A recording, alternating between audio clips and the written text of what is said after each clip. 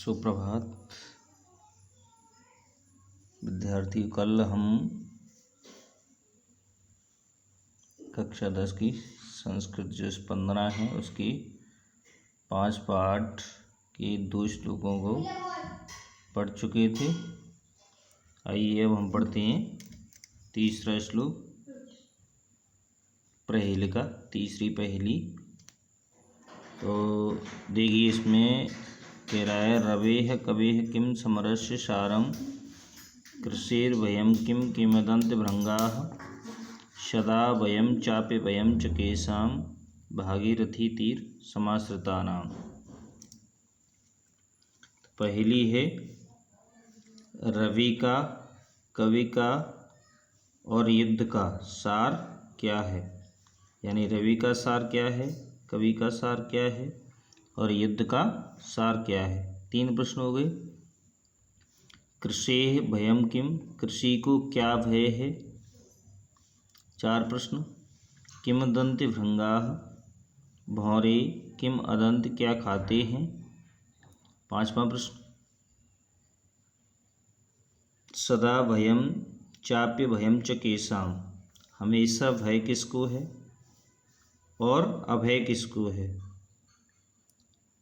6 और 7वां प्रश्न। भागीरथी अर्थात गंगा के तीर समाश्रिता नाम, तट पर रहने वालों को पूरा देखेंगे अर्थ, उसके बाद में पहेली का समाधान। रवि का सार क्या है, कवि का सार क्या है, युद्ध का सार क्या है, कृषि को क्या भय है, भौरे क्या खाते हैं, हमेशा भय किसको है और अभय किसको है, भागीरथी के तट पर आश्रितों को। ये इसका अर्थ है। उत्तर निकालेंगे पहेली का। तो हमें कैसे करना है, जैसे हमने पिछले श्लोकों में किया था, अंतिम पद में इसका उत्तर है। तो यही उत्तर है सभी प्रश्नों का। तो पहले पूछा था उसने रवेह, रवि का सार क्या है। तो इसमें शब्द आ रहा है भा।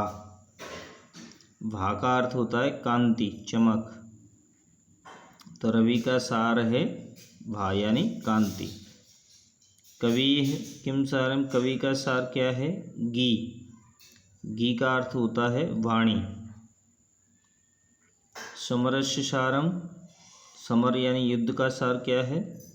तो यहाँ पे रथी, तो ये युद्ध का सार है। कृषेः भयं किम, कृषि को क्या भय है। इसमें हम रथीति को अगर हम संधि से अलग करेंगे तो बनेगा रथी प्लस ईति। तो ईति का अर्थ होता है, इति बोलते हैं जो पशु हैं, पक्षी हैं, जिनसे कृषि को नुकसान पहुंचता है, उसको हम ईति बोलते हैं। तो ईति से भय है, कृषि को किससे भय है, ईति में सभी आ जाते हैं जो भी कृषि को नुकसान पहुंचाने वाले होते हैं, चाहे वो पशु हो, चाहे पक्षी हो, चाहे जीव हो, चूहा हो, वे सब इसी में आते हैं, ईति। फिर कह रहा है किमदन्त भृंगाः, भौरे क्या खाते हैं। तो यहाँ पे हम देखेंगे रसम, रस पीते हैं। भौरे क्या खाते हैं, रस पीते हैं। फिर कह रहा है सदा भयं च, हमेशा भय किसको है।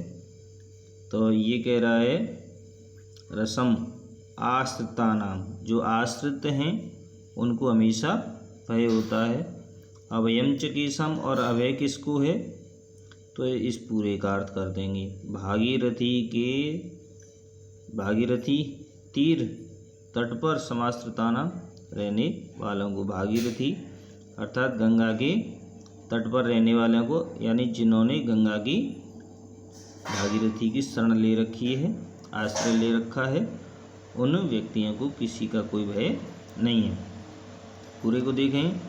रवि का सार भा कांति, कवि का सार गी, युद्ध का सार रथी, कृषि को क्या भय है, ईति से, भौरे क्या खाते हैं, रस पीते हैं, सदा भय किसको है, आश्रितों को है, और अभय किसको है? भागीरथी के तट पर रहने वालों को या भागीरथी के जिन्होंने भागीरथी की शरण ले रखी है उनको कोई भय नहीं है। अगला देखते हैं। सीमंतिनीषु का शांता राजा को अभूत गुणोत्तम विद्वद्वी का सदावंद्या अत्रैवोक्तम न बुध्यते। सीमंतिनीषु स्त्रियों में का शांता कौन शांत है? राजा को अभूत राजा कौन हुआ? गुणोत्तम गुणों में उत्तम राजा कौन हुआ?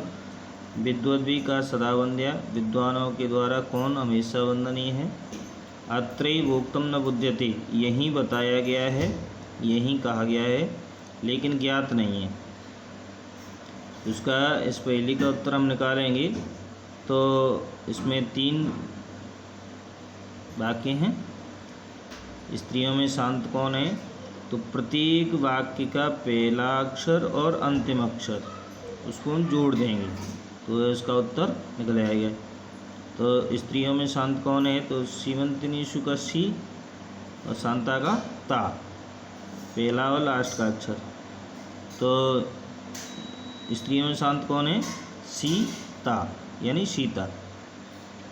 गुणों में उत्तम राजा कौन हुआ? तो राजा का रा और उत्तम का म। गुणों में उत्तम राजा कौन हुआ? राम। विद्वानों के द्वारा हमेशा वंदनीय कौन है? तो विद्वद्वी का वी और वंद्या का ध्या। तो विद्वानों के द्वारा वंदनीय कौन है? विद्या। ठीक है, इसका कोई मतलब नहीं है यहाँ पे, ये तो केवल पहेली के लिए है, यही बताया गया है लेकिन ज्ञात नहीं है, तो वो हमने ज्ञात कर लिया है। इस तरह से हम इन प्रश्नों का उत्तर ढूंढेंगे। अगला वीडियो अगली बार।